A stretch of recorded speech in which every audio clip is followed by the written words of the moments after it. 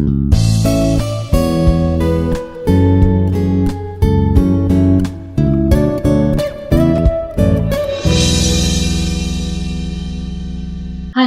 myself Dr. B.J.D. Kalyani, working as Associate Professor in the Department of Computer Science and Engineering of Institute of Aeronautical Engineering. In this video, I will discuss regarding building blocks of UML. The design of the software application is developed by using Unified Modeling Language and other case tools. So, in the Unified Modeling Language, what are the fundamental components available, what notations are available, how the UML can be beneficial for the software design is briefly discussed in this video. This topic learning outcome is mapped with the course outcome of CO2, which is summarize the software requirement specification and SRS document. And CO3 is also mapped to this topic learning outcome, which is identify various modeling approaches for object-oriented analysis using UML. So the Unified Modeling Language is a general purpose modeling language. The main aim of UML is to define standard way to visualize the way a system has been designed. Pictorially, the features of the application is modeled with the help of UML. It is quite similar to blueprints used in other fields of engineering. For example, consider the branch of civil engineering. Before the construction of any apartment, they release the brochure. By viewing the visual modeling of the construction, the user can gain few features of the application like how many doors, what is the plinth area, where the windows are located, etc. So similar way, for the software application, before the construction, how the software functionality and services are provided to the user is modeled with the help of UML. So utilize UML diagrams to show the behavior and structure of a system. Need for UML. So complex applications need collaboration and planning from multiple teams, hence require a clear and concise way to communicate amongst them. So the major individual components of the application, how they are related, and during execution, how the behavior of the application is modeled is represented with the help of UML. Businessmen do not understand the code. So, UML becomes essential to communicate with non-programmers about essential requirements, functionalities and processes of the system. So, to construct the prototype, UML diagrams are useful if the customer is having any difficulty in explaining the requirements of the software during the analysis phase. The prototyping model can be used for gathering the requirement. So it is major means of communication that can be used for gathering the requirements. A lot of time is saved down the line when the teams can visualize the processes, user interactions and static structure of the system. The object-oriented analysis and design is majorly focused on identifying the objects of the system and how they are related, making a design which can be converted to executable using object-oriented languages. So the basic architecture is generally consisting of the visualization components of the UML. So the conceptual model of the UML is generally a first step before drawing a UML diagram. So it helps to understand the entities in the real world and how they are interact with each other. A conceptual model can be defined as a model which is made up of concepts and their relationships. So the major elements of conceptual model are UML building blocks, rule to connect the building blocks, common mechanisms of UML. Generally, for the process models of the object-oriented software engineering, various process models are available like waterfall model, incremental model, prototype model, evolutionary models. One of the major process model is unified process model, which is generally consists of the phases of inception, elaboration, construction, transition, production. So the UML is basically based on the unified process model.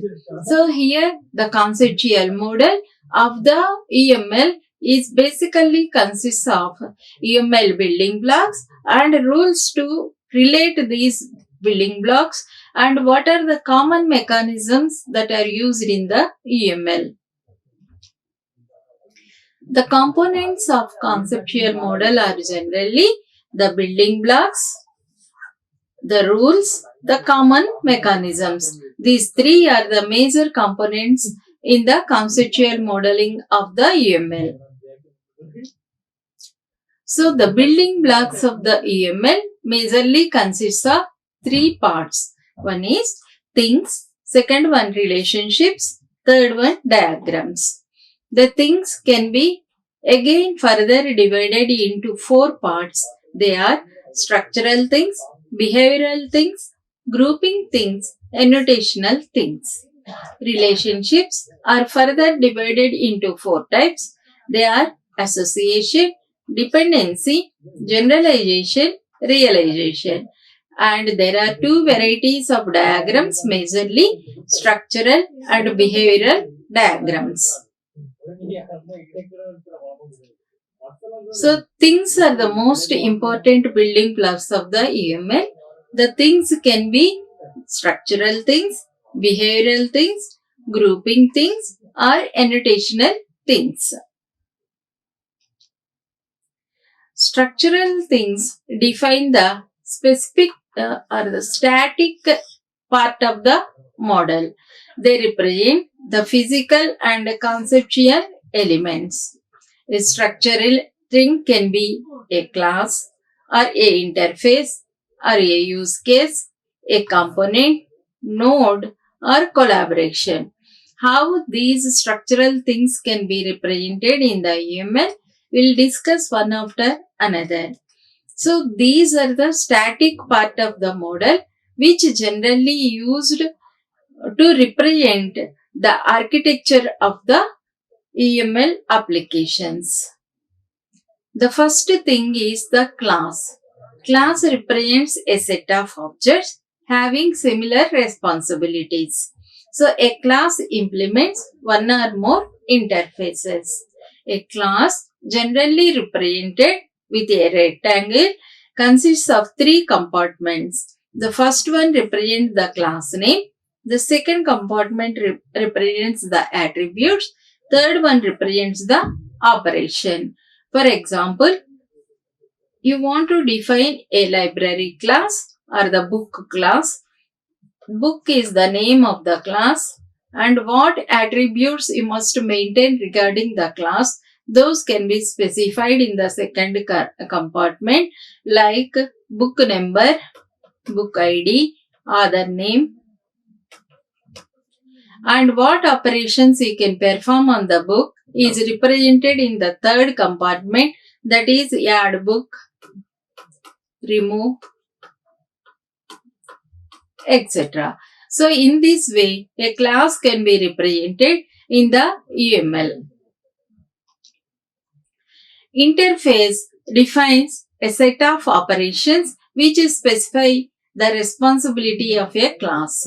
So it defines set of operations that describes the functionality of a class which is implemented whenever an interface is implemented. So the user accessibility or application program interfaces can be used to represent the interface with a circle. Use case is another building block of the things. So it is a core concept of object-oriented modeling. Why? Because the UML is the major feature of object-oriented software engineering is use case-driven, incremental, evolutionary. So use cases are the origin for the application development. So it portrays a set of actions executed by a system to achieve the goal. A use case is generally represented with oval shape inside which the name of the use case. For example, add book.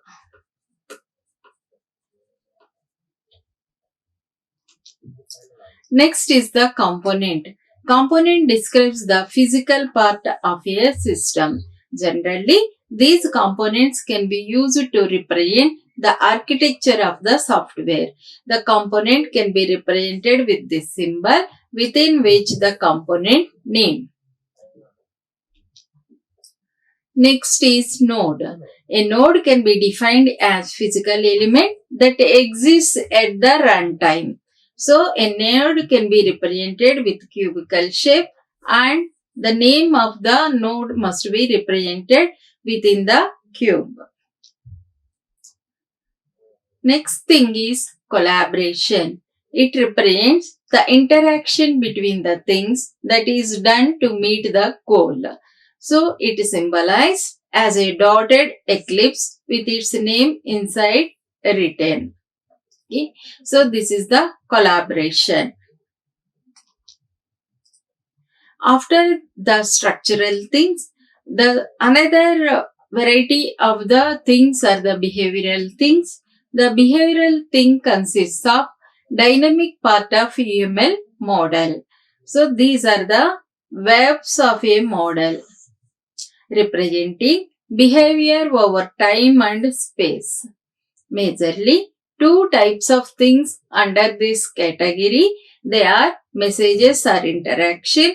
Next one is state. The interaction is defined as a behavior that consists of group of messages exchanged among elements to accomplish a specific task.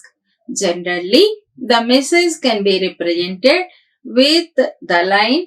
The arrow represents the direction of communication and what message must be communicated between the objects is represented above the directed line. So in this way the interactions must be represented. For example, here the book is one class and member is another class in the library application. So book contains book ID and add function and member class contains member ID and here issue book. So if a member reserves the book, he can take the book and reserves the book. Okay, like this between two clauses, if a message want to communicate, this must be represented with a arrow mark in which direction the flow of message can be and what message must be represented on the top of it. Next is state. A state mission is useful when the state of an object in its life cycle is important. It defines the sequence of states of an object goes through it in response to the events. Events are external factors responsible for state changes. A state can be represented with rounded rectangle within that the state name. So the application behavior during runtime, how the application transition from one state to another state is represented with the help of states. The application can be changed from one state to another state with the help of external stimuli or events. For example, at the begin, the application is at idle state. Whenever the user presses mouse button, it must be represented the home page of the application. So here the external event must be the pressing of the button. User presses the mouse button. So this is the external event. When it happens, the application can be transitioned from one state, idle state, to home page state. Like this, the execution behavior of the application is represented with the state. Another variety of things are grouping things. Grouping things can be defined as a mechanism to group elements of a UML model together. There is only one grouping thing available, that is the package. So a package is the only one grouping thing available for gathering structural and behavioral things. The package can be represented with this symbol and the package name inside it. Annotational things are the last variety of the thing. It is a mechanism that captures the remarks, descriptions and comments of UML model elements. In UML, a note is only the annotational thing. So, note is only the annotational thing available in the UML. It is used to attach the constraints, comments and rules for the elements of the model. So, these are for user references. So, these for the diagram, if you want to give any constraints, comments, then this note can be used. It is kind of yellow sticky notes. In the physically, we are using to make a important note. So the note must be represented like this. Within that, what is the message you want to store. For example, here a class can be defined. Book class, book ID, author, add is the function. So, to represent for which this class must be defined, you can use here the note.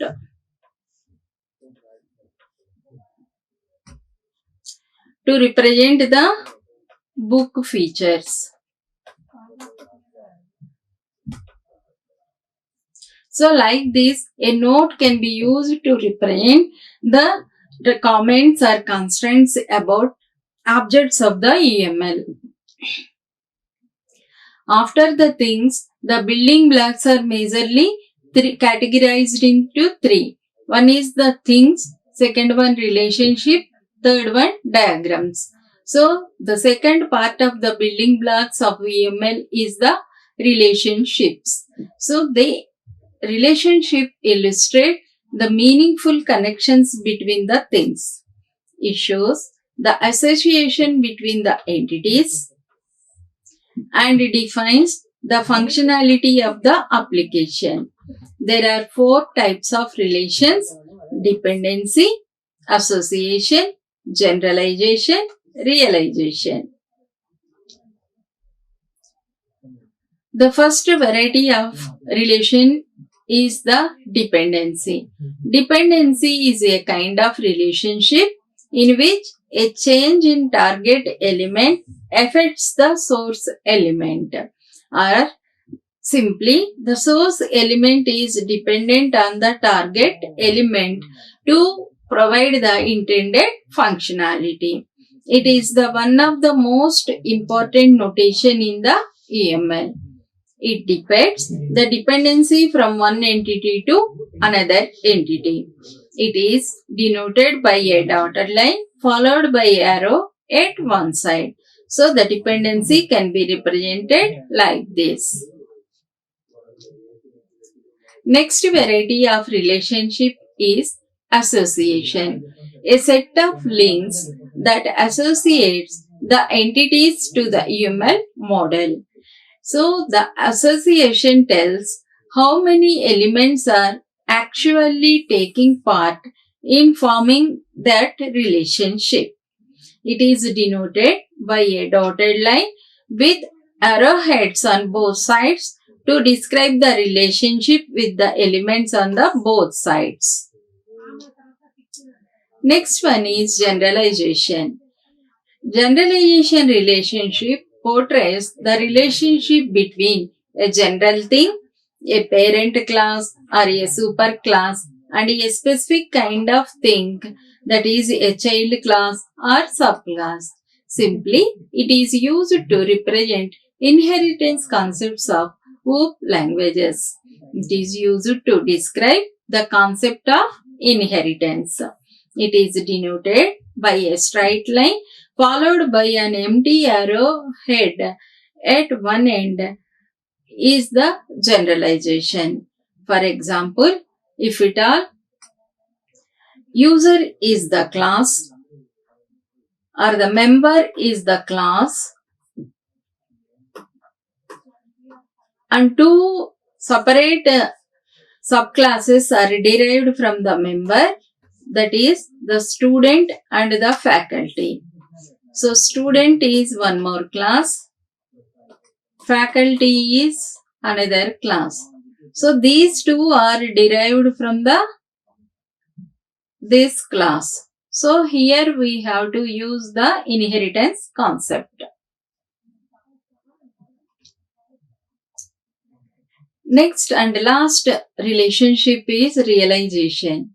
It is a semantic kind of relationship between two things where one defines the behavior to be carried out and the other one implements the mentioned behavior.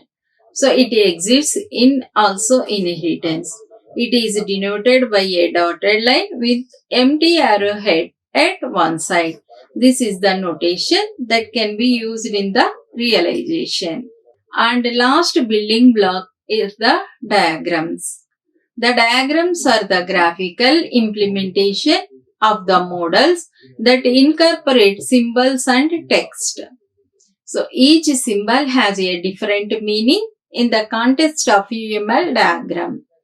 UML diagrams are basically classified into three categories: structural diagrams, behavioral diagrams, interaction diagrams. The first variety of diagrams are structural diagrams.